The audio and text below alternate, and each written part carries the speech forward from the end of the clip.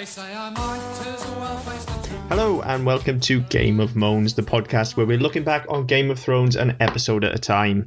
This is episode 8 for us, so it stands to reason it's season 1, episode 8, The Pointy End. I am Chris Bolton. With me, as always, the Mountain, Mr. Mark Williams. Hello. Okay, so episode 8. Well, look, straight off the bat, it's fair to say it's better than last week, but so was a slap in the face. So so I've got to be honest. I quite like this episode of the ones, certainly the last. The Jane Spencer episode aside, I enjoyed this probably more than most episodes in this season. I think the pacing was better. I think more happened, I just find it a little less bullshitty, to be honest. Kind of, I guess. I mean, it's definitely not up to the lofty highs of episode 6. It's definitely much better than episode 7. There's some good stuff, but you know, I think last week fucking drove me into the ground. That was horrible. This is better. I certainly enjoyed it more, but there were still points here where I was just like, well, I actually fell asleep briefly in this episode. Right, okay. That's not great, I've got to be honest. No, not at all. Only for a minute or two. And I didn't miss anything, I can tell you that much. No, that's true, you didn't. Yeah. But no, I mean, when it's good, it's good. But there's still just a lot of bullshit going on that doesn't need to be here, really. But true. We'll get into it as we go through, I guess. My first note, really. So, I mean, this picks up pretty much directly after the end of last week's episode, more or less. With the fight spilling out of the throne room. Now, the first thing I've written down is, like, why the fuck are the guards just killing random townsfolk? Like, they're just chopping motherfuckers down in the street. What? Yeah, well, I think the guy they hacked up, so they burst out of the Red Keep, didn't they? And there's somebody loading a cart. I think it was Ned's cart, or the Stark cart they were loading, because he said, make sure it's all packed there because the Scepter will have my guts regardless, wherever it is. So, by association, the fact that, he's familiar with the Starks, fuck him, he can die. That's still a bit fucking harsh. Oh, yeah, absolutely. I mean, he may well have been, a humble townsperson who just happened to be doing his job. Yeah. It's not as if he deserved it just because he happened to be there at the time. Yeah, it kind of rankled with me, to be honest. Yeah, that's fair. I was just like, what the fuck is this shit? Like, why are you just like, this is just murder? These people are not involved with anything going on. Yeah, but that is this show, isn't it? Yeah, there's a lot of that. Death for the sake of death. Yeah, really. And we'll get more of that later on as well. Yeah, we will. And then my next note, I don't know if I've skipped a bit or not. I don't have a lot of notes, again, largely because I fell asleep.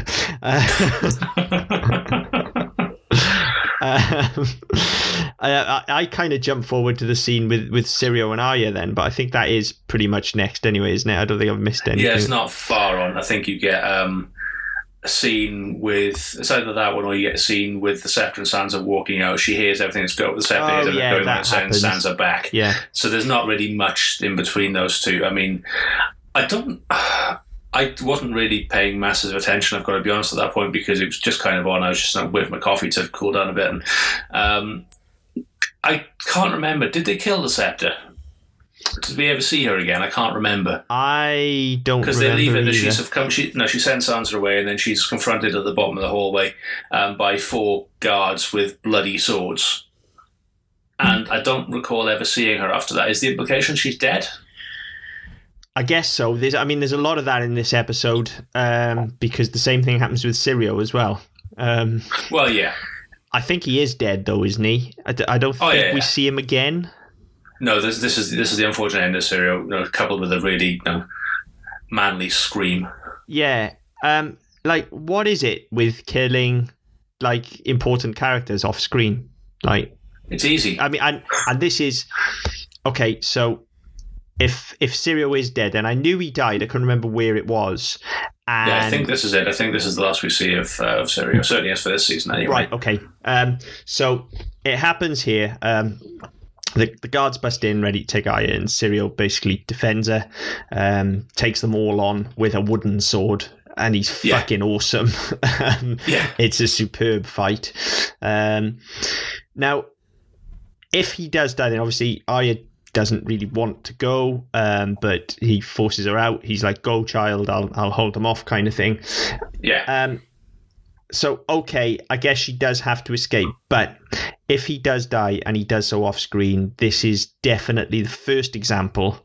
I mean, Robert was pretty bad, but this is the first example of the thing that annoys me with this show the most, because if he has died off screen, we don't get anything to signify that, and we don't get any weight to his death at all, because we don't see how it affects Arya. No, I mean she's running away. She's in some backstairs with a torch, and you hear all the shout, you hear all the swords, you hear a shout or a sort of yelp, and she looks around, and it's kind of like, oh fuck, I better keep running, and off she goes, and that's her moment of recognition, and that's all you get. It's the attitude to death in this show is the thing that winds me up the most, and it's the thing I'm constantly going to moan about the most.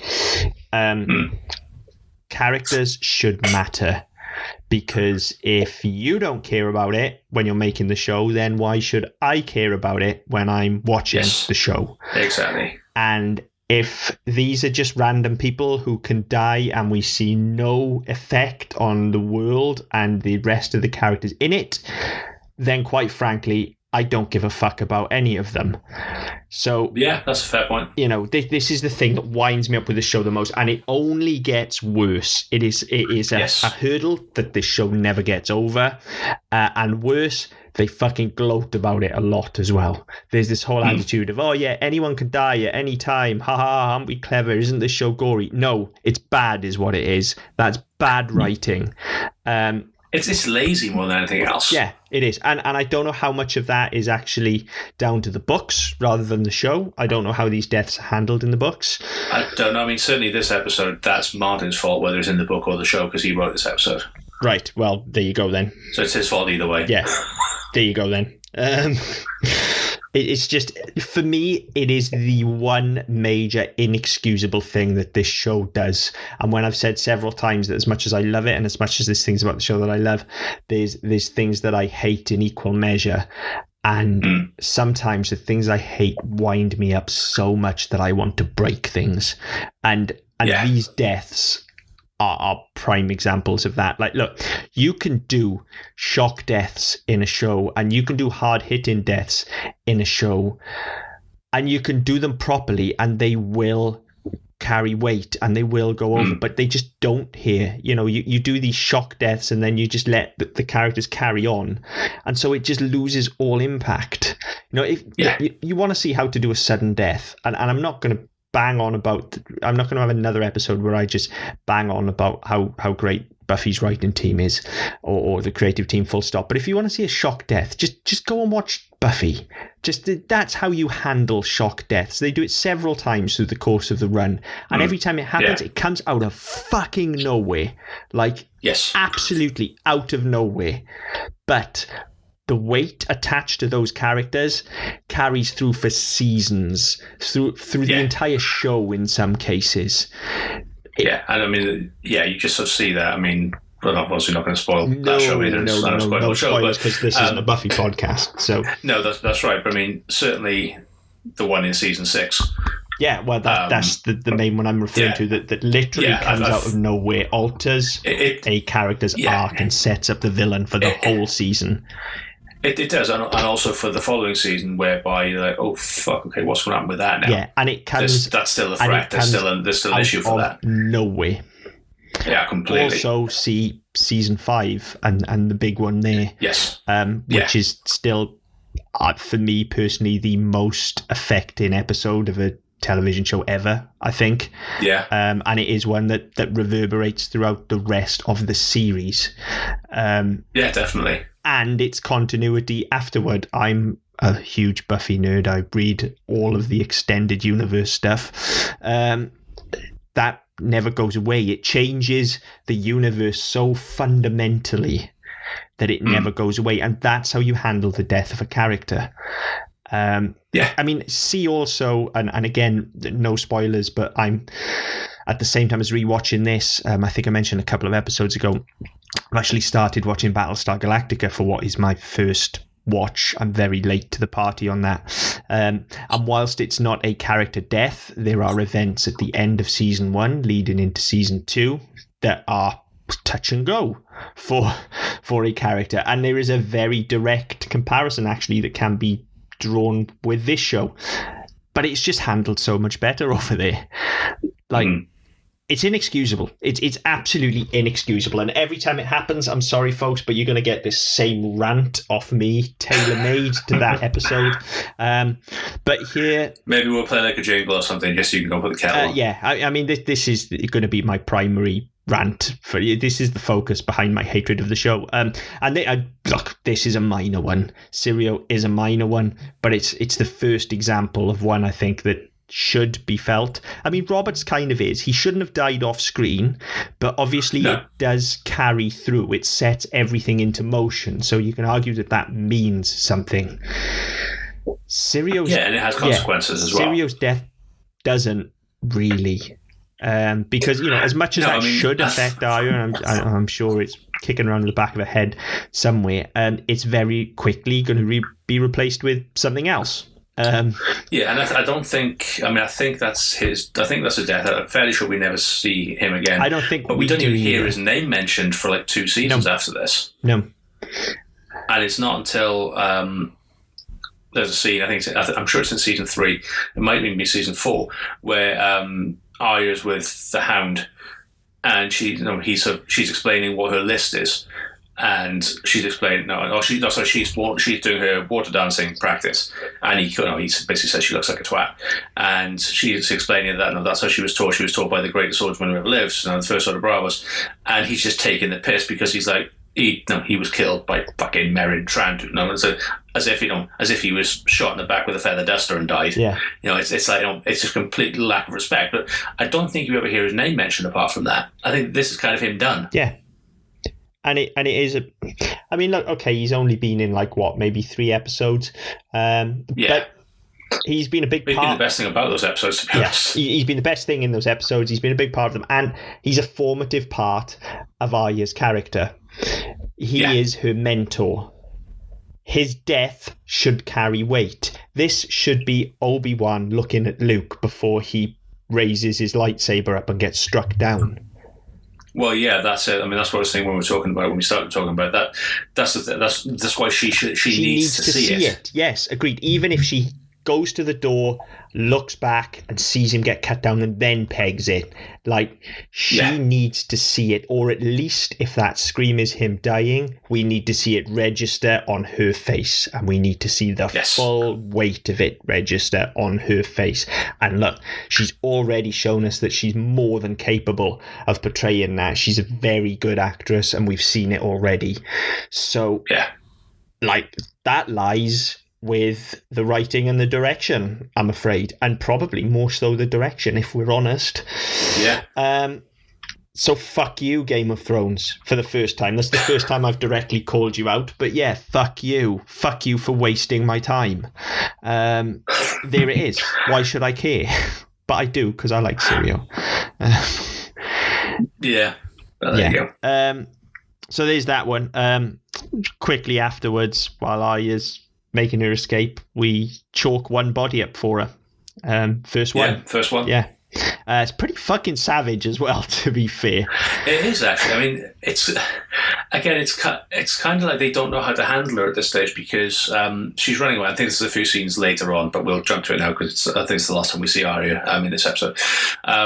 So yeah, she's trying to find a way out. She stumbles upon this cart of theirs where everybody was slaughtered earlier on.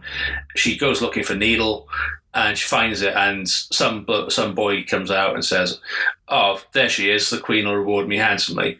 And she sort of turns around and says, "Let me be," and stabs him in the fucking gut. Yeah. No warning, no nothing. It's just lunged straight in with the pointy end, because that's what the episode's called. Fantastic. No call back to that very first episode, and it's been repeated by her several times. And yeah, it was a great thing for her to do. But then on the back of that, given the it's her first kill. Well, this is the thing. She just fucking ups and later. Yeah, this is the thing. Doesn't register with it at all. Agreed. Yeah, it's great. She's able to kill people now. That's not great. That came out wrong. But you know what I mean? Well, it is for the show. But again, this is a moment that should carry weight. That she's just taken someone's life. She needs to feel it. Now, she can feel it and enjoy it. If that's where we wanted to go, that's fine. Yeah. But she needs to feel something rather than just run away. Well, that's it. There's no recognition of this. And I mean, given that all the things that she will come to do in later years, and the fact that she's been gearing up for this entire season, or learning to fight and all the rest of it, it's still her first kill. There would still be some moment in it which went, oh, fucking hell, I just killed somebody. Oh, fucking hell, I just killed somebody. There should be, whether it's panic or complete calm or whatever it is, nothing registers. It's just like, all right, he's dead, I gotta run. I get self-preservation, but she has no idea what the fuck's going on at this point. She doesn't know why people are chasing her. She doesn't know why people are trying to kill her, why the Lannisters have come to get her. She doesn't know any of this. But her instinct is, A, run away, because that's what Sirius told her to do, and B, stab some fat kid in the gut and run like fuck. Yeah. And again, there's consequences. Yeah. What happens because of that? Whose kid was he? If he's important enough for her to kill, who is he? Yeah, exactly. It's just... the fuss they made about the butcher's boy, who we saw for all of 2 minutes. It's a terrible, terrible scene. It's awful. And again, just no dramatic weight given to... Why should I care about this fucking character? At this point, she's like a fucking robot. Now, we know she gets handled better. We've seen her handled better. That's down to the writing. That's not the direction. That's just piss poor writing. She shouldn't have killed him in the first place. It should have just been a warning strike and run off. That's it. I mean, I think that the whole scene, to be honest, I think they could have got away with not having that altercation altogether. Just she goes, she finds Needle, and she runs. Yeah, that's all we need. Because that's the important thing. That's the thing she needs to take forward is Needle. So she finds Needle and runs away before anybody sees her. Job done, life saved, and also I've saved 2 minutes of my life, I've got to be honest. Yeah, and give her a more important first kill later on and let her build up to it. Yes. Anyway, moving on, Ned gets a pep talk from a giant chin in a robe. Oh yes, it's what was it? Ball chin, wasn't it, from South Park? It really is. Varys is just all chin in this outfit. It's horrible. Who thought this was a good idea? What costumer thought this was clever? Well, actually, say that this episode was nominated for an Emmy for outstanding costume for a series. Shit, man. Certainly not for that. I don't know why. I'm trying to think of what it would have been nominated for, but it lost anyway. That's a saving grace. Fucking surprises there. But interestingly, Varys calls out pretty much exactly what we said last week. What the fuck were you thinking, you stupid exactly, cunt? Which fair play. Sorry, that's one, by the way. Yeah, first one.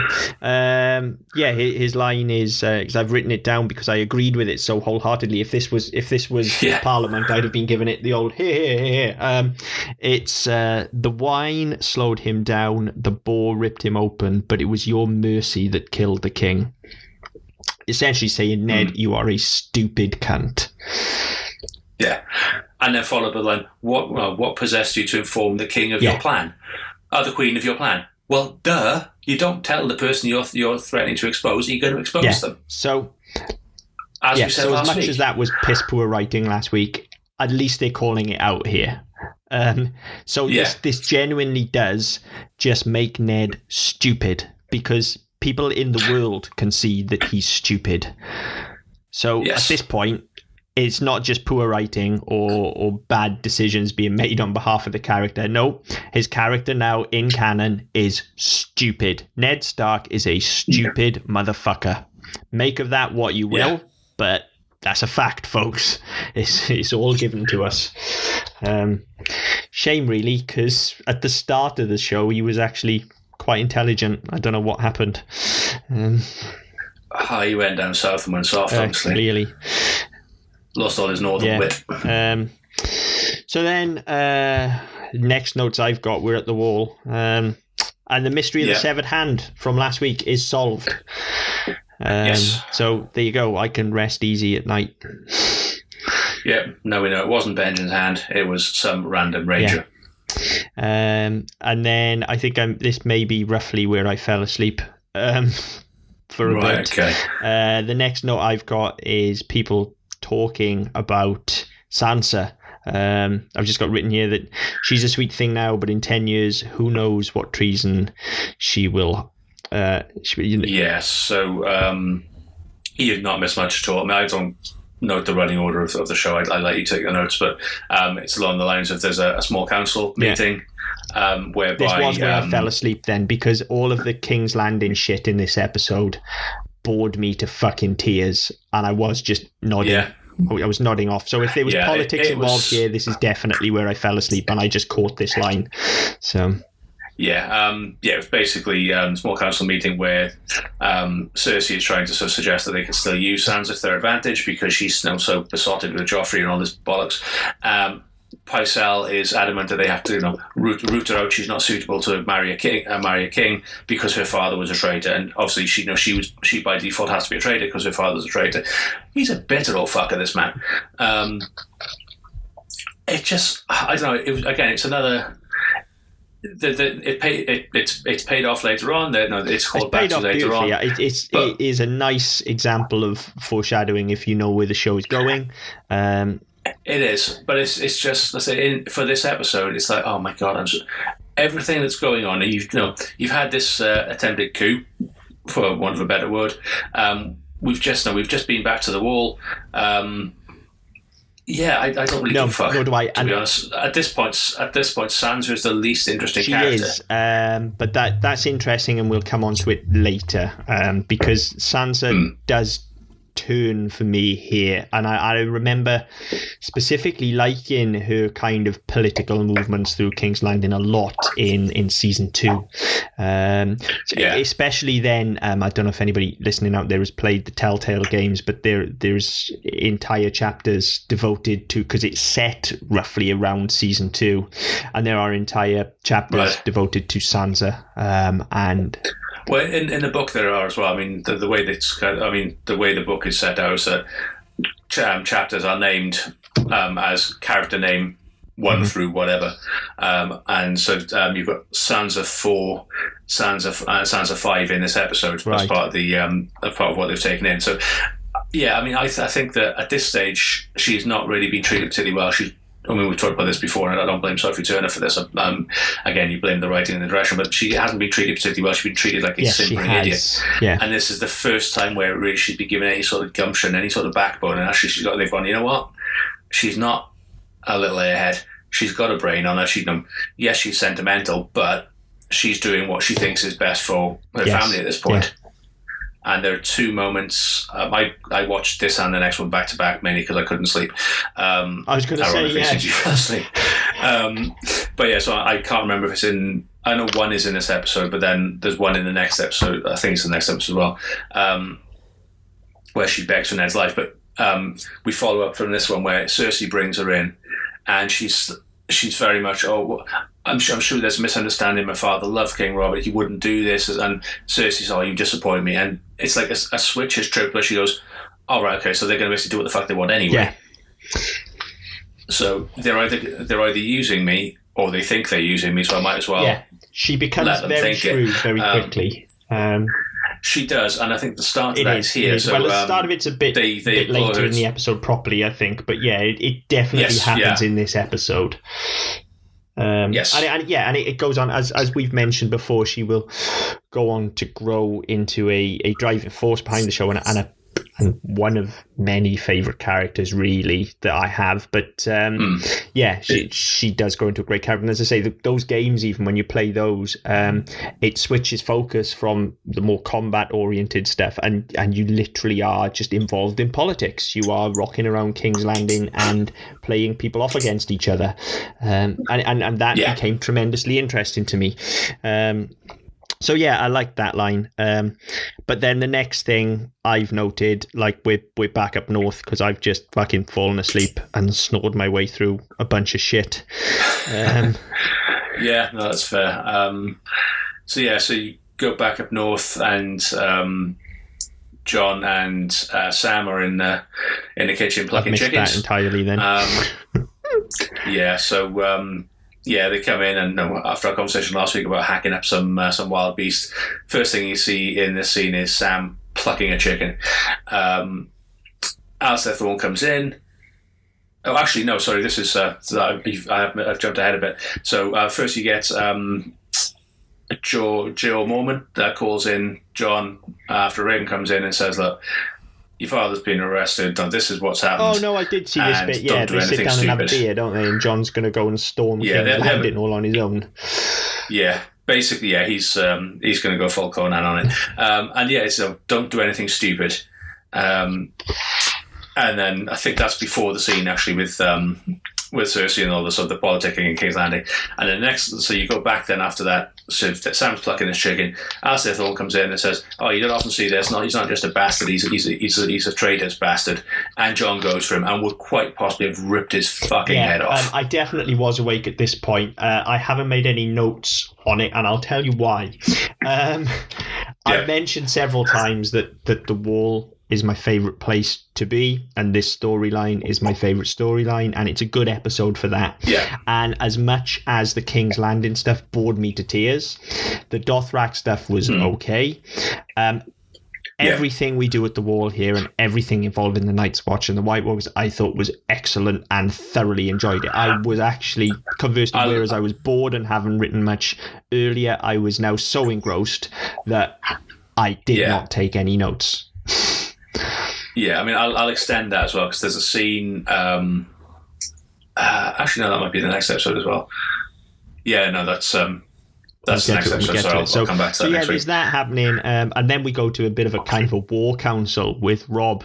And Robb bears his teeth, finally. And he's good when he mans up. He's good. He's a charismatic leader. I like him. I always did like Robb Stark. Yeah, and so, I mean, this is where we hear as well that Sansa has done exactly what Cersei wanted her to do.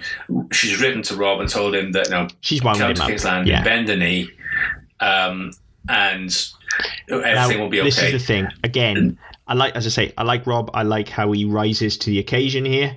But fuck me, he's his father's son. He is a stupid motherfucker. This is the first of many traps that he will just wander headlong into.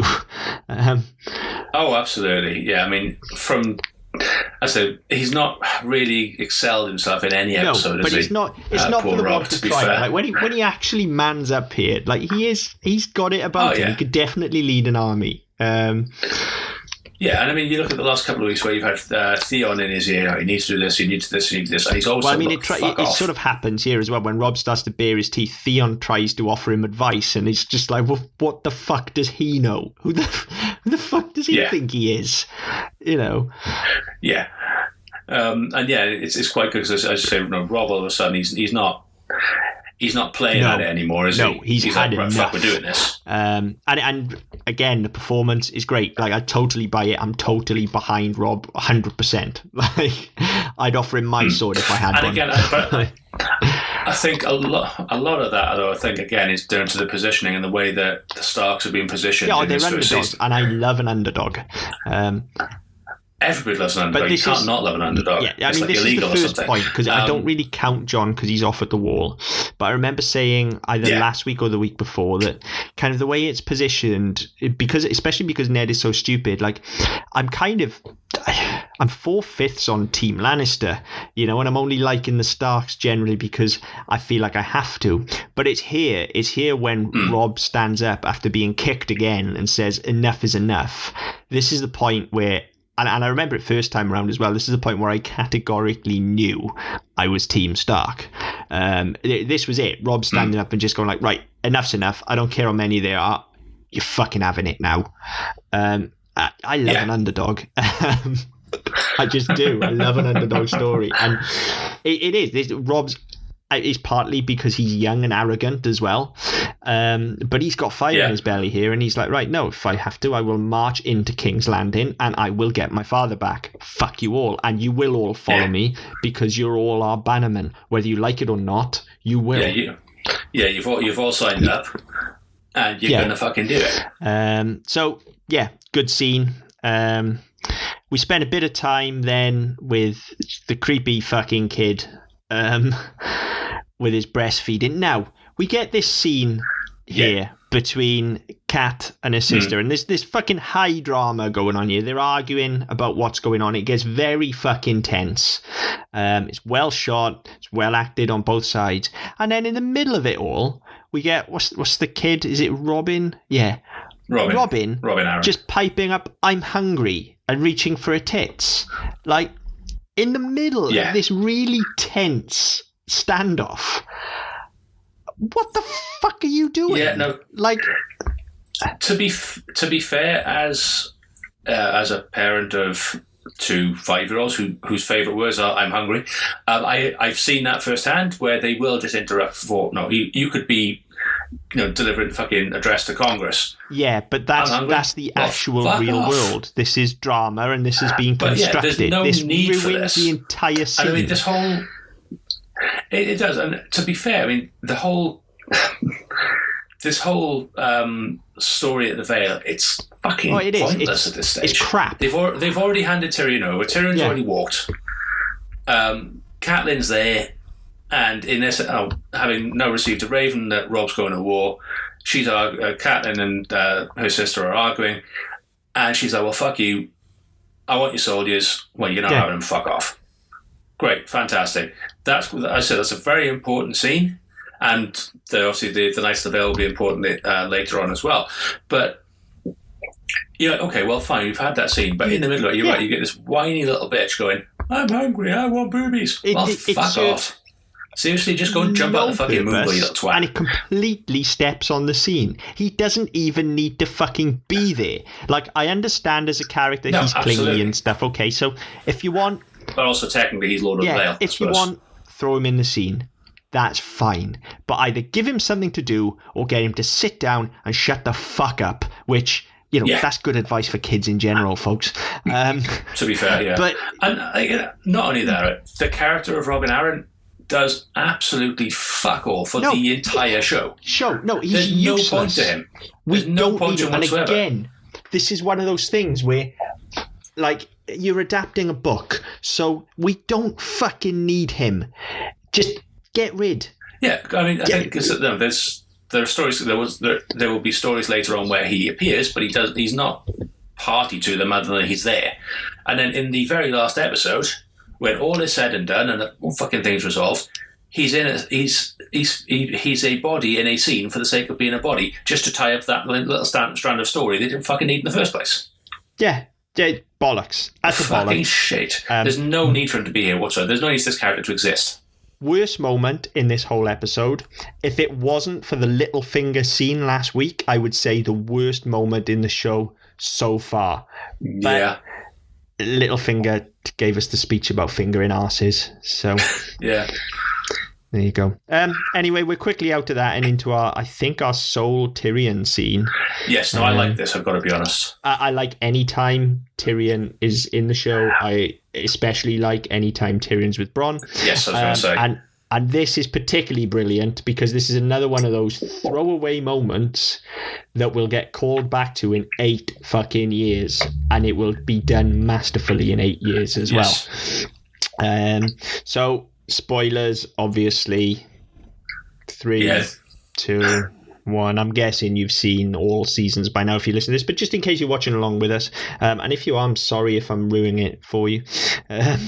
Please don't just assume that my rants mean I absolutely hate the show, and so should you. But anyway, Tyrion says to Bronn, "If the day ever comes when you're asked to sell me out, remember this, I'll double it." Yes. Just great. It's fucking great when it gets called back to. It is, and I mean, at this stage, it means absolutely fuck all as well. I mean, we know he's rich, we know his family's rich, and we know he has no problem throwing his weight around in terms of money. And my father will do this, my brother will do this. we've seen that already, and because of that, we just kind of think, well, yeah, he's just being fucking braggadocious, and he's just there to say, well, fuck it. If somebody offers you money, I've got more. Fuck him. But yeah, so when it does pay off, and I remember when I saw the episode where it pays off, I was like, oh yeah, I quite like that. Yeah. Oh yeah, it's excellent. Really excellent. And then we get to meet Shagger. I was going to say the worst part of this entire episode for me. Well, come on! It's not as bad as I'm hungry, but it's pretty fucking. Look, it's bad in as much as there's no need. And call him Shagger. There's a particular sensitivity because he's Welsh as well. But to name a hill tribe character Shagger. Now look. What are you trying to fucking say? Seriously. Here's the thing. Like, the show is American. I know most of the cast, or a good chunk of the cast, are British, so they should know better and be able to advise. Well, so's George R. R. Martin, isn't he? He's not American, British. Is he? I don't know. No, so he's an American novelist. I do apologise. I thought he was, yeah. Okay, so I get it. Shagger isn't necessarily a slang term in the States. But also Shagger with no double GA, so, we're all right. Yeah, like, fuck's sake. Seriously, somebody somewhere could have gone, do you actually know that slang for fucking? And specifically for fucking animals. Kind of maybe call him something else, Yeah. It's not essential that he's called Shagger, is it, really? Yeah. Although his name does come up in a sentence in the next episode, which made me laugh for no reason whatsoever. It just sounds fucking stupid. Well, it does sound stupid. I can't hear it without laughing for two reasons. One, because your mind automatically goes to sheep shagger. Yeah. Two, because if it doesn't go there, there is actually a bit of a knockabout colloquialism around here where you might say, all right, shagger, when referring to a male cohort. Yeah. It's very informal, and it generally is directed at somebody who's somewhat of a slut. Yes. So it just makes me laugh. Yeah. Yeah. Yeah. But yeah, so I mean that annoyed me in this scene, that they just some very little thought seemed to go into the way the naming of these characters and the way these Westeros savages, as opposed to the Dothraki, who are the foreign savages, the way they're set up. And it's almost as though Tyrion saying, "No, I'll give you all. No, I'll give you this. No, we'll depose the Vale. We'll get rid of the Arryns, and you can take over the Vale." And it's like, well, you know what? Are you really appealing to their nature? Do they actually want that? Is that something they'd even be looking for, or is their way the way they look quite happy to be? I don't know. Yeah. It seems like a fairly misguided attempt to buy their loyalty. And then that's why in the next episode, when he's talking in this episode, he's talking about, Lannister's shit better steel than the weapons you've got. We'll get the Smiths to make you good weapons. And then in the next episode, the line that made me laugh for no reason was, Shagger likes axes. And it's always made me laugh. And I don't know why. It's just a stupid fucking line. It doesn't mean anything. Yeah. But Shagger likes axes. And it's so thrown away. It's bad. It's bad. I told a bit of a lie there. Actually, we do get another Tyrion scene, don't we, a little bit later on with Tywin as well. Yes, we do, yeah. But again, only a short one. Yeah, I haven't made any notes. Not much of a note happens there, I think. But as we're talking about Shagger, it's just occurred to me. But anyway, moving on. Next note just says, all in capitals. So big, in fact, that it takes up 2 lines and finishes my page. Yay, Direwolf. Not just any Direwolf, the best Direwolf. Here's Ghost. Have we had the one with Rob Direwolf yet? No, that's a bit later. Is it? Okay. It's a Direwolf-tastic episode, this. I did say there was good stuff in it as well. However, my excitement at seeing Ghost is very short-lived because it quickly turns to absolute hysterical laughter at John's delivery of, Ghost, what's wrong? Is little Timmy trapped down the well, Ghost? Well, I mean, this is what's happening. Jeez. Yeah, I mean, so context that after John has gone for Master Thorne, Lord Commander puts him under confinement and sends Thorne down to King's Landing with the severed hand to put it on Joffrey's doorstep. He's confined to quarters, and as all dogs do, Ghost is scratching on the door and pining. Different film. Sorry, never mind. As you were. Yeah, I didn't catch what you said, but I'll listen to it when I edit. So Ghost is scratching on the door and howling because he wants a shit. Ghost, what's wrong? And I said this a couple of weeks ago, John, the Kit Harington's accent, sometimes, and it's very, very rare, but he kind of slips from Northern into Irish into a bit of something I'm not quite sure what it is. Yeah. And it just kind of pulls you out. And then, so the delivery of that, given the fact it's a fairly crappy line anyway, but the delivery of it just kind of makes you go, ooh, fucking hell. It really is Lassie. It's Ghost, what's wrong? Is little Timmy down the well? Show me the way, Ghost. Good boy. But then, no, it's not scene in the episode. It's fucking White Walkers. Finally. Fucking time and all. Finally, we are fucking 8 episodes in. And we get a White Walker. Yes. My note literally says, fucking White Walkers, finally. Now, also, as if that wasn't cool enough, John does an absolute fucking boss move with his sword here, where he kind of spins out of the way to avoid the attack and draws his sword as he spins. Yes. It's fucking awesome. Hats off to everyone involved in that move, to the choreographer, to Kit Harington for nailing it. It is badass. When this show gets things like that right, it really gets them right. And the thing is, it stands out as well because the rest of this fight was filmed so close. Yeah. You don't get any sort of sense of you. Obviously, they're moving, and you get the sense that John's been shoved around and the White's been shoved around, and there's a bit of movement within very tight angles, and that's the only one I think. Of the initial fight, where I say John spins out and draws a sword at the same time. That's beautiful. And then stabs the Walker. The Walker goes down as Lord Commander comes out, and then the fucking thing gets up again. John grabs a lantern off the wall in his bare hand, chucks it at the fucking thing, sets it on fire, and then spirits Lord Commander. And that again, that's done. It's a very wide shot of him grabbing this thing and hurling it on the turn, hitting the fucking thing square on and setting it on fire. Yeah, it's fucking absolutely great. Beautiful. It's great, and I want more of this. Yeah. Why did we not get more of this in the 8 years that the show was on the air? Well, this is the interesting stuff. We did get more of this sort of later on. It did sort of ramp up in the last 2 seasons until they fucked everything else up. But they fucked this storyline though worse. The storyline, yeah. I was talking about the actual way it was shot and the composition of it. I was talking about that. The storyline, yeah. We'll get to that when we get to that. It's unforgivable what they did to this.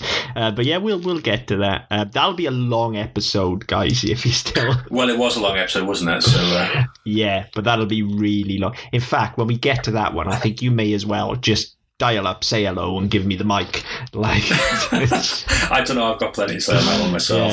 Yeah, it's bad, but anyway, this whole scene excellent. Yeah, saves the. I mean, the episode isn't as bad as last week anyway, but this scene alone makes this episode worth watching. Everything that happens at the wall in this episode is fucking great. This is the absolute highlight. Then we're over to Dothrak for some okay stuff with some really questionable attitudes towards female empowerment again. Jesus, it possibly even the worst it's been in the show so far. Now, whether that's Martin as a writer, then I didn't realise he'd written this episode until you told me. But, oh God, I'm just going to read you this dialogue. With regards to the raping and pillaging of women, and Daenerys' objection to such. Princess, you have a gentle heart, but this is how it's always been. What? So fucking wrong. Yeah, so pat her on the head and send her back to the kitchen, I guess. Slap what do you know, you silly send her back to make a girl? sandwich. You're a princess. You just sit there and look pretty. Don't... Yeah, go make me a sandwich and shut the fuck up. I mean, Christ. That's horrible. I mean, basically, you're saying that rape is not only okay, but you know, it's cultural. It's tradition. It's fine. It's cultural. Yeah, these goat herding women should be honoured that the Dothraki are choosing to fuck them. Essentially, is what they're saying. Yeah, I mean, yeah, that's kind of written on the wiki page. Yeah, it's that's kind of where it goes. Is that they should be honoured that they've been chosen. Wow. Fuck me. Look, again, I understand that there are cultures and civilizations in the world still today that have these values. Okay, I understand that this is some barbaric shit. I get it, but I say again, just as I said with the kid being hungry, this is a construct. This is a fictional universe. You can choose what you wish to show us. Yes. Moreover, where there is choice, there is meaning. I hope that's the last time I say this on this show. I am aware of how wanky it is. Where there is choice, there is meaning. And that suggests to me that the politics of people involved in this show are actually quite disgusting. I'm just going to leave that there. I mean, I'm guessing that it's based on a section of the book, and also it feeds into it's used to introduce characters who will be used later on. But again, attitudes towards them is not healthy at all either. But the justification in the dialogue was when Danny says, "Why are they doing this?" and Jorah says, "To pay for ships," as in, "It's your fucking fault, you stupid bitch. Yeah, you can't complain about it now." Yep. Oh my god! Just when you think that's bad enough, they double down on this shit, as if that isn't a bad enough attitude towards women. We then get the revelation that Danny brings this to Carl's attention in order to try and overturn the decision. Basically, gets laughed at in court, even though she's the queen. Yeah. And Carl humours her to his cohorts, to his men, by saying that his son is filling her with fire. Yeah. Because, of course, a meek little girly girl, as pretty and sweet as she is, couldn't have an opinion of her own, and she couldn't be this wound up about something that she might actually challenge a big, strong, manly man. No, sir. But there's that. There's another two parts to the dialogue in the scene as well. Once she wins him over, she convinces him by sweet talking him and fluttering her eyelashes and all the rest of it, because that's what women do. They don't have opinions. They just flirt a bit. He turns to the guy whose name I think was Nago or something like that, Mago, and says, "Sorry, Mago, you'll have to put your cock in something else." Yeah. Okay, right. Okay, so again, no, not someone, no, someone else. You have to find a woman, something else. Okay, so that's bad enough. But also, Daenerys' first gambit is, if they must fuck them, at least make them marry them. Yeah. What? Yeah. I'm sorry, what? Yeah. Whose fucking side are you on, bitch? Yeah, I don't know why that's any better. No, not at all. It's, well, rather than taking them as slaves, make them wives. I still think they're being forced into it. I still think it doesn't really count. But I guess you have to bear in mind that that's coming from somebody who has been forced into a marriage. Doesn't make it right. No, it doesn't. Absolutely not. But her viewpoint might conceivably be slightly skewed there, because hers has actually worked out quite well for her. Well, yeah, because she's now a princess. Yeah, and also, as my note says here, Khal Drogo is totally whipped. Oh, absolutely. I mean, and here's the irony of this. We're talking about how she's this meek little girl and she holds no power. No, she is the most powerful person in this room, bar none, because she totally completely has Khal whipped. He will do anything for her. Yeah, her entire argument is, it completely pisses on their culture. But again, she goes in and she'll do this for me. And I go, yeah, okay, fine. Don't fuck anything else. Yeah, and not only that, but he then actually fights one of his high-ranking guys for her as well. And this is a very good fight. Aquaman is fucking awesome in this fight. It is. Now, interesting tidbit on this. This wasn't in the script. Really? Jason Momoa just went to Daniel Menahan, who directed the episode, and said, "Look, this guy is supposed to be feared, revered, all-powerful Khal, all things to all men in his tribe, and we never see him draw his sword. We need to see why. That even though he is completely fucking whipped, as he said, they still should follow him, they still should revere him, they should still fear him." And so they improvised. Well, they didn't improvise, obviously, they planned it, but it wasn't written in, it was added on set. And fair play, because he's fucking awesome. Yeah. It's a great fight. Absolutely. And he absolutely just owns the guy. Yeah, ripping out his tongue and his throat, I thought was a nice touch. He's awesome. Yeah, go Aquaman. But unfortunately, he walked into a sword, or a sword was pressed against him. He wasn't stabbed. He wasn't hacked. A sword was pressed against his shoulder. Yeah. And fucking, oh, dear God, now he's injured. I mean, there is a line there which he very nearly says it's only a flesh wound. Very nearly. Yeah. He skirts around that. He says it's a scratch. Yeah. And I was waiting for him to say, no, 'tis marry a scratch, a plague on both your houses. It's like, fucking hell, It comes close. It comes close. But yeah, awesome fight. I've actually written here, Aquaman is fucking awesome. Best fighter yet. And I do believe that. I think Bron's fight was more entertaining. Bron's fight was more entertaining. Jamie's was more, with Ned was more clinical. Yeah. But this was probably the best fight. So definitely. Far. Definitely. Moving on, more direwolves! ! Point. Dun, dun, dun. Direwolf-tastic. What we've been waiting for, folks. Yeah. I mean, White Walkers and direwolves in this episode. It's like my dream episode. If you just got rid of all the horrible politics and the bullshit in King's Landing, if this episode was like quarter of an hour long, I'd be fine. Well, it might be a bit long, actually. Yeah, I'd be fine. So, yeah, we get direwolves literally eating someone's fingers for daring to question Rob. Rob's a good ruler. Like I like Rob. I think he would have been a really good king.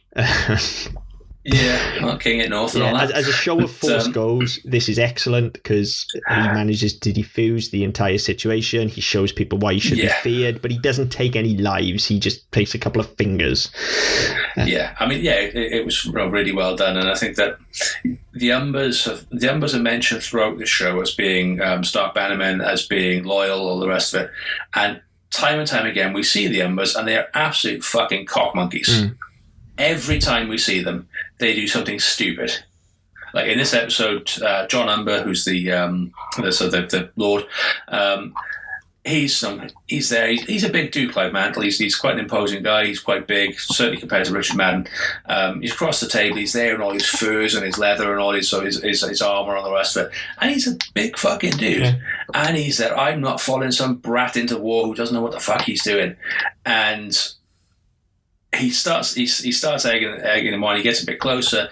I can't remember if he puts his hand on his sword or whatever it is, but literally the second that happens, the direwolf is straight up and over the table, as you'd expect. Now you're in a pub and somebody calls you mate out. You're all up and over, one in, all in, and the direwolf is straight there and rips his fucking fingers off. Yeah. And then he's there, and again, we've all seen the direwolves, what they can do. The direwolf is there, and Rob's just there saying, "I'm sure that was just a misunderstanding. I'm sure you weren't actually threatening me, were you?" Yeah, it's great.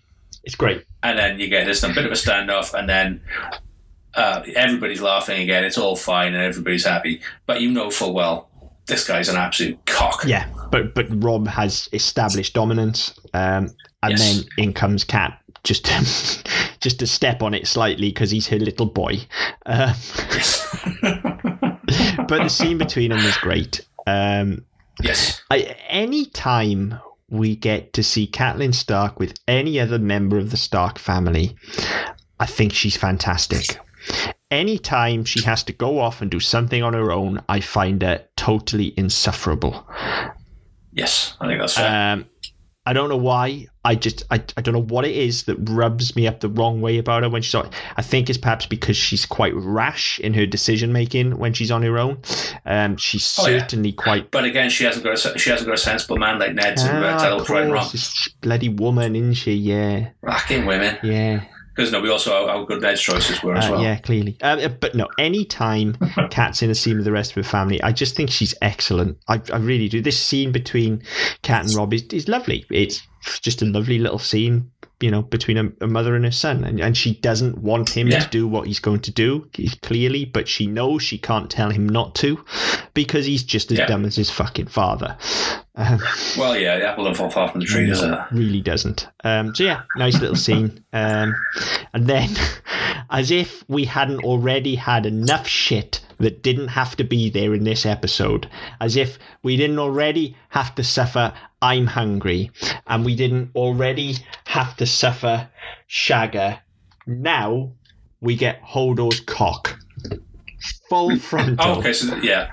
So this was the bit of the scene I was talking about. I can refer to in this episode, the next one, where Bran is by the weirwood tree, and Osher is with him, and creeps up on him very stealthily with her chains rattling like fucking Jacob Marley. It is like Christmas Carol, the way it's shot as well, isn't it? That's the first thing I thought. It is. And it's bizarre when that happens. But yeah, so they have a little bit of a chat, and he says about her not being a prisoner, and she shows him the leg irons and all that stuff. And she teaches him some of the wildling myths about weirwood trees and the old gods and how they communicate, and so the breeze is the gods talking to people and stuff like that. And it's a really nice scene, and again, it just gives us a bit of insight into. It's a bit of world building we actually need. It's a bit of knowledge on these old gods, new gods stuff that I was complaining about. It's mentioned so many times. Yeah, it's brought up so many times, but then on top of that, obviously, seeing Bran has started seeing the Red Raven in his dreams and stuff like that. There's clearly significance to some of this more mythic stuff that we've not yet seen. So it's a nice way of introducing certain customs, certain traditions, certain things that we'll keep on coming back to. And then, as I said, Hodor's cock. And it, again, completely, like, Hodor doesn't even have to be in this scene. It's completely unnecessary. Not only does he not have to be in the scene, he certainly doesn't have to be fucking naked. Well, that's it. I mean, I think that the reason he's in the locality is because Bran is there, and Bran needs somebody to carry him. But why is he fucking naked? And look, there's no point to it whatsoever.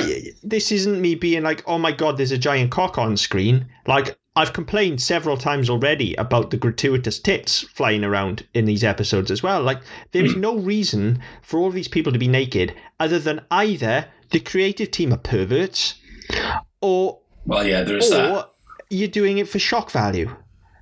Which suggests that's more likely. Look, if your product is good enough, you don't need shock value. Yeah, you don't need it. Like, well, that's it. I think that's always been my criticism of the show, is that it does things for the sake of doing them. It really does. Like, treat us with respect. Treat your audience with respect, and your audience will respect you.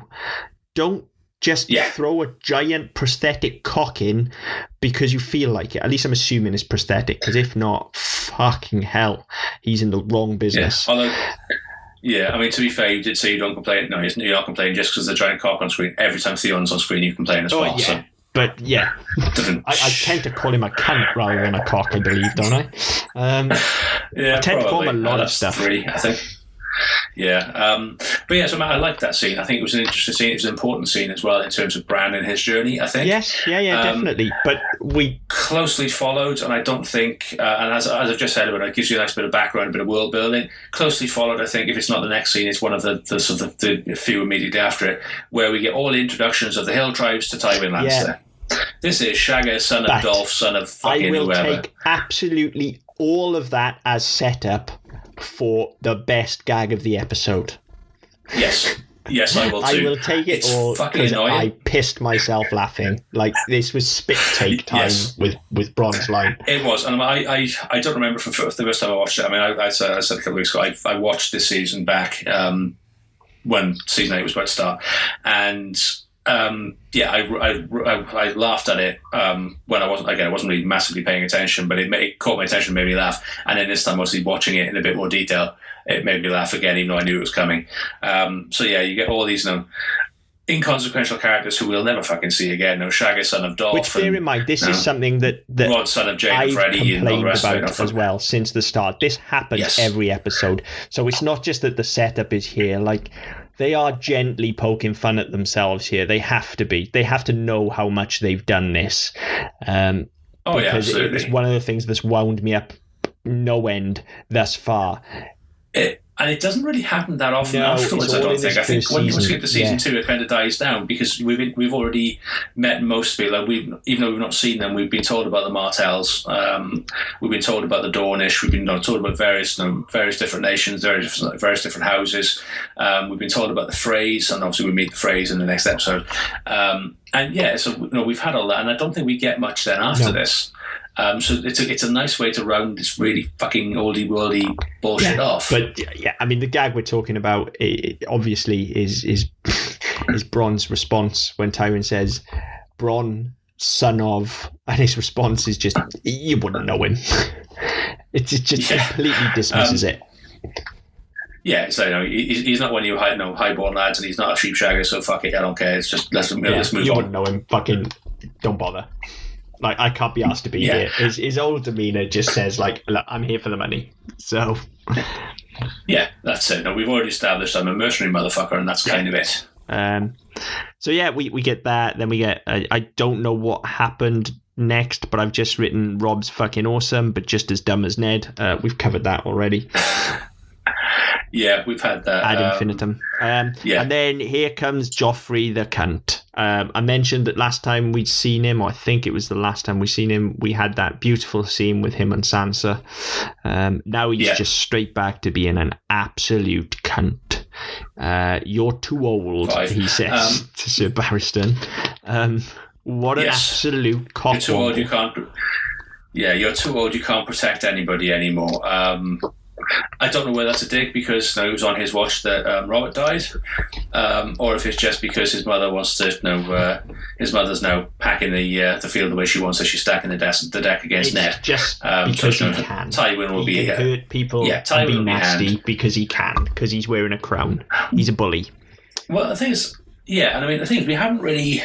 We see a lot more of this of Joffrey throughout his reign, but we've not really seen it of him up until this point. And I remember saying this a couple of weeks ago, whereby at the moment, like, his main interactions have been with Sansa, and he always tries to be very smooth and very slick and very suave and kind of pulls it off as well as a 14-year-old would.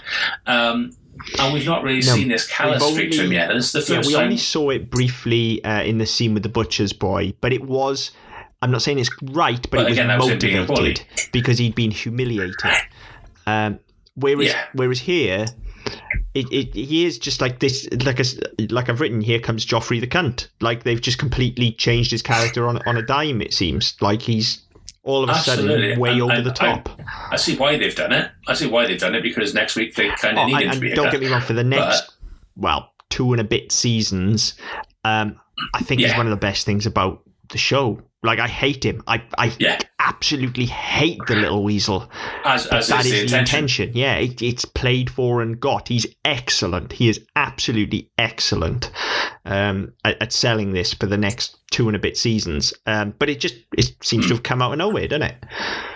Well, that's it. That's what I was going to say, is that there's no basis to it. It's all of a sudden, it's like, oh, right, okay, I don't have to be nice anymore. I'm the king. I do what the fuck I like. Therefore, this cruel streak I've never exhibited before, apart from when I say this scene with the butcher's boy where I've been humiliated and thus I'm gonna throw my weight on because I'm a prince. All of a sudden, I can be the biggest cockwomble in all the Seven Kingdoms, because why the fuck not? Totally. And I don't know. I don't know why it's there, but here it is. It's unmotivated, but whatever. I'm not gonna complain about it too much, because it does need to be there for the show to progress. It does, and I mean, I think the next. I mean, I like the part in this scene as well, where obviously they strip Sebastian of his rank, and they say they're going to retire him, and they'll send him off to the coast with the guard and all the rest, and he can live out his days in luxury or whatever the fuck, however they phrase it. And he's like, "Oh, you're going to give me a house to die in, and a horde of people to retire on, to bathe me, or whatever it is. House to die in and a servant to bury me," I think is what he says, something like that. That's it, something like that, yeah. And he's there, he pulls all the golden armour off, all the plate down, and it's uncomfortable because it takes so bloody long to take it off. It's uncomfortable to watch, but then he goes to take his sword off, his sword off his belt, and immediately they all go for all the King's Guard, they all draw their swords on. There's 5 swords on him. He's like, if I wanted to, I could still kill the fucking lot of you, but I can't be arsed. Take my fucking sword and go and kill yourself. And chucks it on the floor and off he goes. And that is probably the most badass fucking thing you'll see in this episode. A pretty awesome strop. It's not as badass as Jon drawing his sword when he spins, but it's pretty fucking good. As diva strops go, to be fair, it's pretty fucking good. Because there's a line, and because I believe it, I'll take it over Jon's single scene, single shot. I'm fully on Team Jon. Anytime Jon gets to be awesome, I'm all for it. But yeah, no, as Diva Strops go, it's excellent. It's definitely one of the best in the show. It definitely is him just literally sticking it to the man, just saying, look, I've given you the best part of my life. This is how you repay me. Go fuck yourself. I don't care who you are. Go fuck yourself. You know you need me. Yeah, fuck you. You're going to die without me, but fuck you. Yeah, that's it. And I just like this. I like that part of the scene. But then, obviously, you get the second half of the scene where, after that, so it's introduced the Tywin will now be Hand of the King, and the Jaime will be Head of the Kingsguard. So again, Cersei stacking the deck. Now she's pulling all the strings. She's putting the Lannisters on the throne, basically, as if they already would. And yes, we get that, and then Sansa stands up and pleads for Ned's life. Now, I understand the political movement behind it on Sansa's part. She fully knows what she's doing here. And this is the start of that side of Sansa, I think. And I like it. I like this aspect of her character. I think she handles it well here. She knows that she's got Joffrey's ear. She goes for the power play with Cersei, a lot more successful than her fucking father did, may I add. But what a fucking flat ending for an otherwise okay episode, innit? Let's be fair. Like I say, there's a lot of shit I hated, but there's a lot of shit I liked. And we've got these scenes with the White Walkers. We had the fight with Khal Drogo. We had the fight at the start. It's otherwise, as you said back at the start, the pacing's a lot better in it. And it just fizzles out in this boring King's Landing court scene, essentially. Like any time we're in King's Landing now, it's just fucking shit. It's so boring. And the thing is, given that everything's happened the last 2 weeks, Robert's been done in by the boar, Ned's been arrested for treason. You kind of think this is where it's all going to be. This is where the story, but it's so poorly handled. There's so much fucking talking, and I don't mean that like it's we shouldn't be here, and obviously these characters need to express themselves and things like that. But you don't need this much dialogue to convey this. This is not a book. This is in this case a television show, not a film, but either way, this is filmed entertainment. This is drama. Like, you show, you don't tell. I don't need to hear characters speaking their every fucking thought to each other. Like, let the actors act, for fuck's sake. You can get this stuff done a lot quicker and a lot more effectively. Jesus. Or better still, if you don't have that much confidence in them at this point, which I don't see why you wouldn't, because they're all good, but if you don't, just write around it. Just fucking throw some symbolism in there. If you're a good writer, you'll find it, whatever you want to do. We don't need fucking... Sansa's speech alone feels like it's, 2 minutes? Something like that? It feels like it. It's not, but it feels like it. She could literally have said everything she needs to say in 5 seconds. She could have... she could have done it like Dany does. She's just going to be like, look, you want to see the fucking fire crotch? Free my dad, basically. I mean, she could have put it more eloquently than that. Probably. Honestly, some of the writing on this show, you never know. That was off the top of my head. I'm sure I could put it more eloquently than that if I wanted. But that's essentially the sentiment here. Is like, look, if you love me, you'll do this for me. Dad. Yeah, essentially, that's your fucking future father-in-law, you dick. Well, that's my hope anyway, because at the moment he's still committed treason. But again, you get that. She makes her plea. It's a very impassioned plea. It's all right. And then fucking Pycelle stands up again. Treason is treason, and you can fuck off and die, whore. What is the point of you being there? There's, again, talking of characters who are entirely misplaced and don't belong in a scene, don't have any purpose in a scene other than to shout a pointless line. Yeah. Pycelle is right there. And then Joffrey kind of fucks him off, says, well, your father said I wasn't the true king. Why did he say that?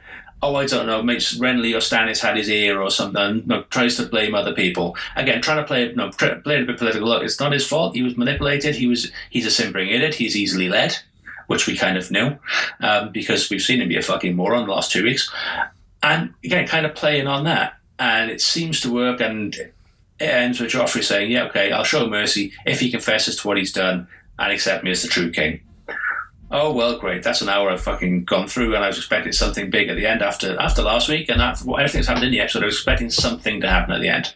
Yeah, and nothing happens. No. And not only that, you could have got, as you say, you've gone through an hour of all of that. You could have got to that in 2 minutes. Yeah. Literally 2 fucking minutes. Like, she could have seen Joffrey on his own quietly and got to that. Like, she's got, at this point, she's still kind of got freedom of movement. Yeah, okay, she's associated with Ned, but she's still also betrothed to the king. Yeah, exactly. And Cersei still knows that she needs to groom her. So she's able to move. She has scope to get Joffrey's ear and not do it in a public forum. We didn't need to wait a fucking hour for that. No, that's right. This king.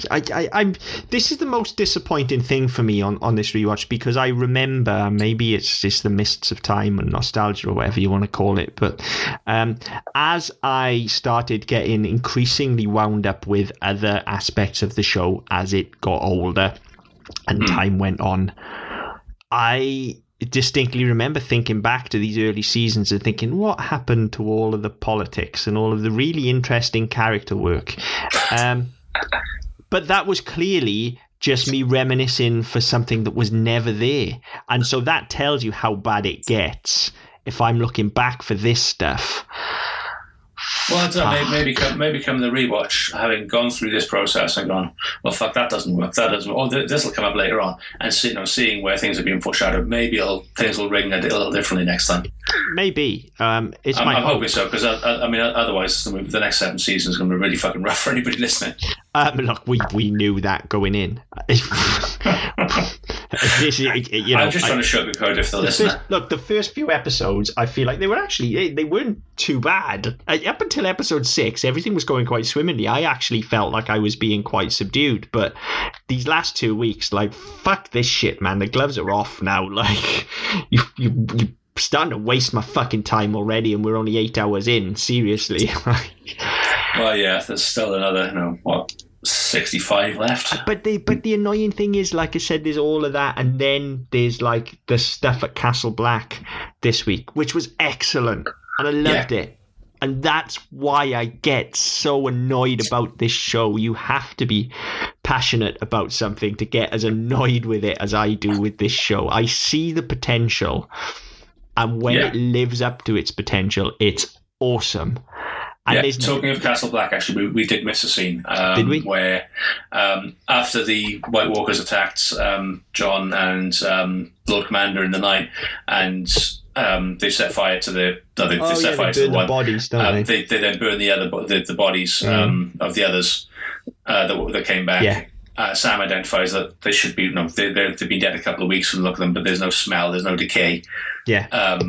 And then he talks about the fact that he read a book in Maester Aemon's collection about White Walkers and all the rest. And that's nice because it's setting up where Sam's character's going. It's setting up the fact that he's not a fighter. We know he's not a fighter. We've not seen him much use for anything yet, but he clearly does pick things up. And I think it's the Lord Commander says you might be a coward, but you're not an idiot. Yeah. And again, it's the first time we get any recognition of Sam from anybody other than Jon. Yeah. Yeah. I thought that was nice as well, actually. Yeah. All of that stuff is good. And that's the thing. The stuff at the wall here is good. The stuff with Tyrion and Bronn here is good. Even the stuff with Shagga, to be fair, it's good. And it doesn't overstay its welcome, that bit either. Yeah. The stuff with Robb is really good. The stuff at Dothrak is fine if you take the distasteful gender attitudes out of it. It's just the shit at King's Landing. Yeah, which is kind of the important bit at the moment for where the story is. This is the bit they should have been spending more time on. Yeah, and I think that's the problem. It is. I mean, given what's going on at King's Landing as well, you could have a whole episode just at King's Landing. I was going to say, we talked a couple of weeks ago, I think it was the Spencer episode, where you had focus. Yeah. And you weren't jumping all over the fucking place. Actually, it might have been the episode before that one.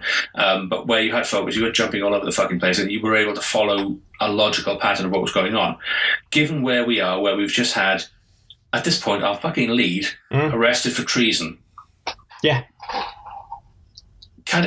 That's the story you want to be following That's through where you with. want to be, yeah. So drop all the other shit until next week. Have that story, and have that story come to its natural, not natural, have it come to its conclusion in this episode. Yeah. Because Rob will still go to war. Yes, exactly. And Arya will still need to escape. And the White Walkers and all that stuff still needs to happen. And it can happen in an amalgam of the next episode. But you take the King's Landing stuff from episode 9, put it in episode 8, and put everything else from episode 8 into episode 9. And you've got a far more captivating story. Yeah. Because this will kind of fizzle out. Yeah. And you've got your shark jump in next week. I thought it was this week, but I've got that wrong. But you've got your big gimmick, your big stunt, and then it kind of dies off, as is the way with Game of Thrones, where what should be your season finale is actually your penultimate episode, and then the finale is kind of dull. And that's because they don't understand drama, they don't care about characters, and they have no respect for their audience.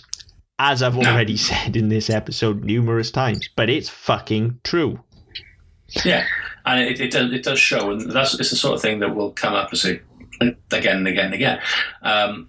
But yeah, it just, for me, I liked the episode certainly more than last week. I did quite like it. There were bits that annoyed me. So did I. But on the whole, it moved at a better pace. I think that some of the dialogue was better. Some of it was fucking atrocious. But there was some. They weren't just snippets. There were some nice scenes. As in the scene with Arya and Syrio. Both scenes with Tyrion were funny and entertaining. I see Rob came into his own. Some good stuff on the wall. And yeah, it was a decent episode. But I just, because of where we are in the story at this point, I don't care. If we've got all the King's Landing story, get it done. I agree. Get it one and done, and then you've got 2 weeks to finish out the season and get to the point where you want to get to. But there's so much of what happens in this episode, certainly in terms of Rob, could easily be consequences of what happens next week. Yeah, I agree. As opposed to Ned being stuck in chains and stuck in a dungeon somewhere. Yeah, and we only see him for all of about 30 seconds this episode.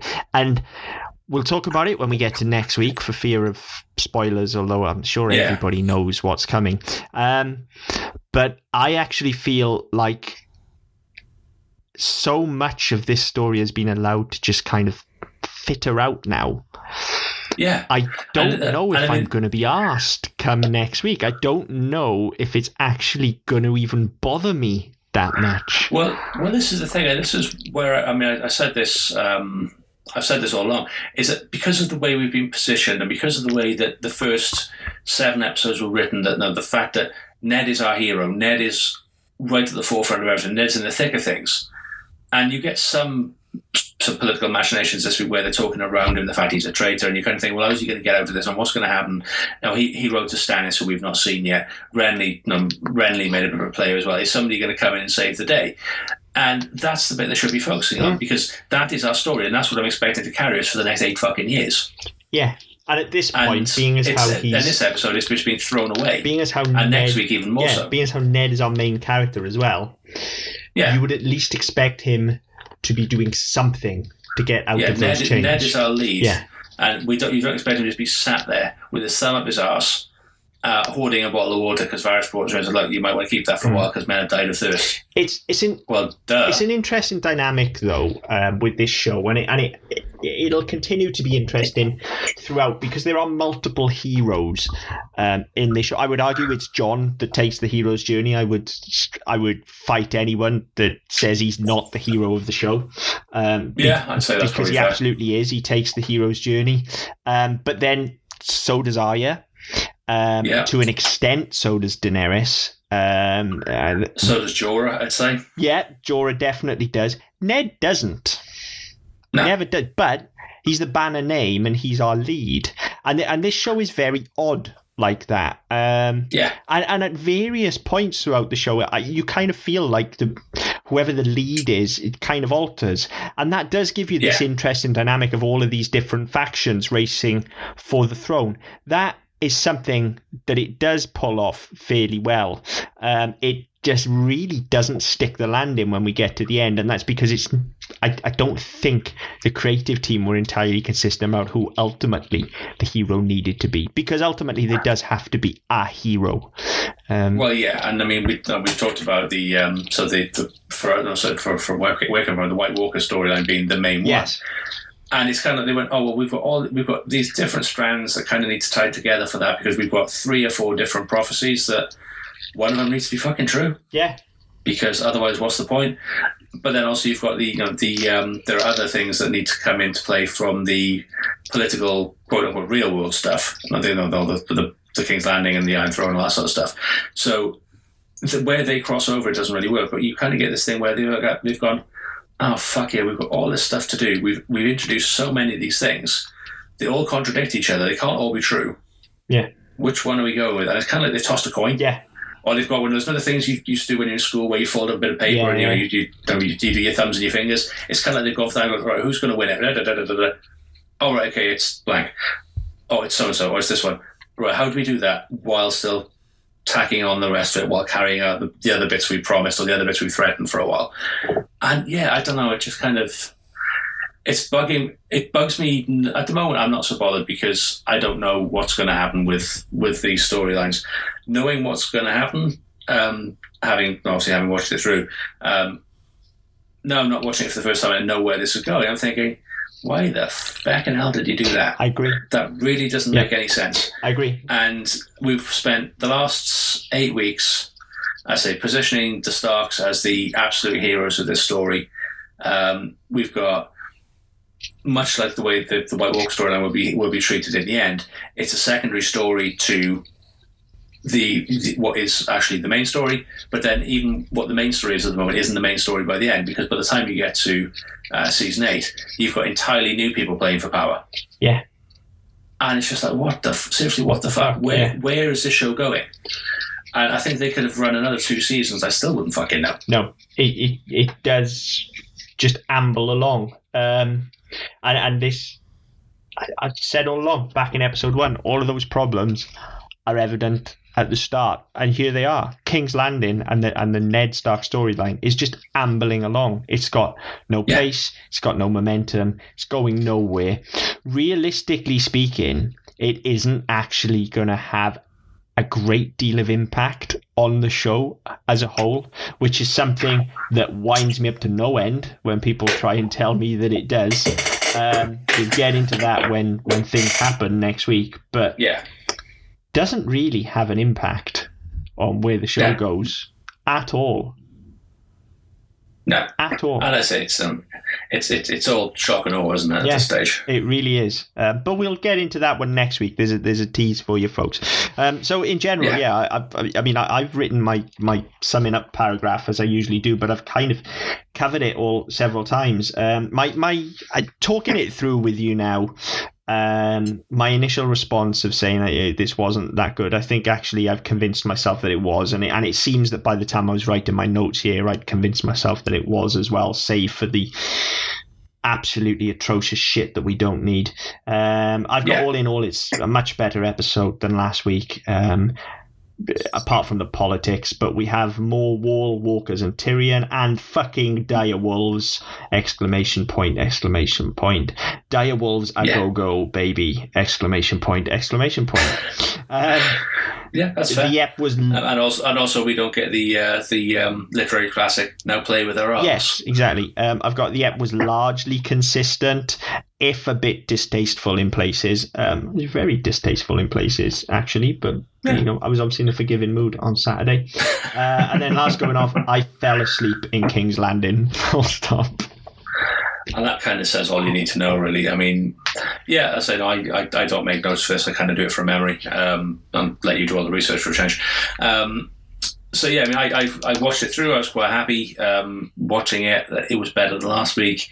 There were some nice moments to it. There were some bits I cringed at. There were some bits I went, "Oh, what the fuck do you do that for?" But by and large, I was quite happy with where it took us. I was disappointed because I thought next week's episode, the big twist in next week's episode, I thought happened in this one. I thought I got my weeks out. I thought the majority of this happened next week and vice versa, which I would have done personally. But there you go. Yeah. So I guess we'll get into that next week.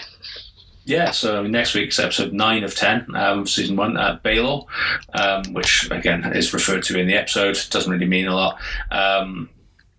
But yeah, I mean, again, as always, get in touch, folks. If you agree with us, disagree with us, don't really care one way or the other, just want to shoot the shit. Get in touch via our website, ddpodcast.net, or on Twitter at ddpodcastnet, on Facebook with Double M Podcast Network.